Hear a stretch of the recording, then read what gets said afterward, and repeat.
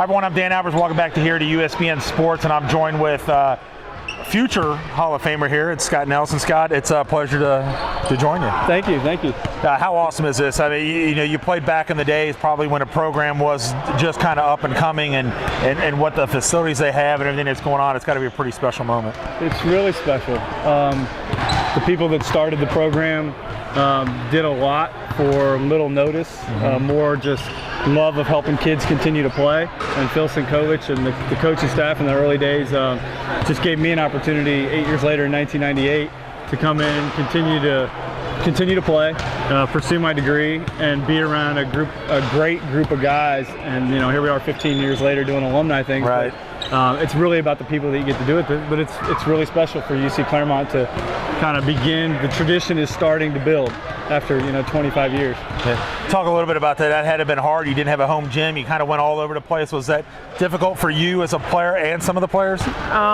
It was, let's call it interesting, logistically. But when I was playing in '98 to 2002, we practiced at UC's facility a lot at the Shoemaker Center after UC. So they'd go every day, and then we'd come in after them. So we got to be around that program and see Division I high caliber coaching and players. But it was interesting to have different home games at different locations, but I don't think it bothered us too much.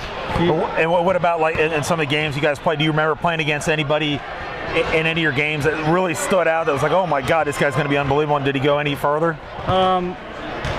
Honestly, there was, I think the thing about the competition that we played is the skill level is very, very high.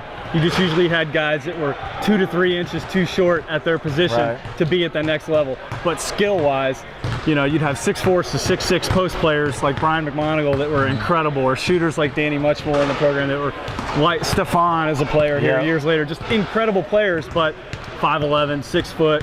And I'm not calling those guys a dime a dozen. I'm one of those guys too. But physically, you're not going to get the looks. And you played at Turpin High School, correct? When did you graduate from Turpin? 1998. 98. And who was your coach at Turpin? Tim Edmonds, my senior year.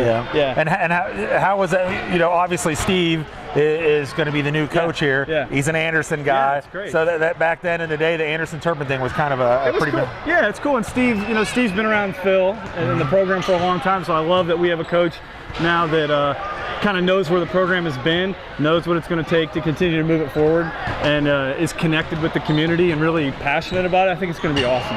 Yeah, and you have your thing on, I think in November. Is that when you're going to be inducted to the Hall of Fame? I think they said November 18th. What an honor. I mean, that's just got to be so cool to have your jersey hanging up in here. I found out today, and I'm beyond honored. It's very cool. I'm very honored. That's awesome. I see you got a bunch of little kids here now. How many kids you got? I have 3 kids under 5. Under 5. So that's the disclaimer.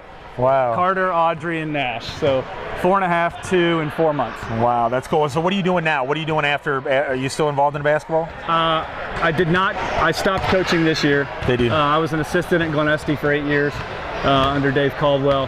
And then the third kid kind of put us over the edge where it was more important to be at home every night. Exactly. Yeah. Well, I appreciate you taking time, and congratulations getting on the Hall of Fame. Thank you very much. All right, so that's Scott Nelson joining us here on USBN Sports, and back with more interviews right after this.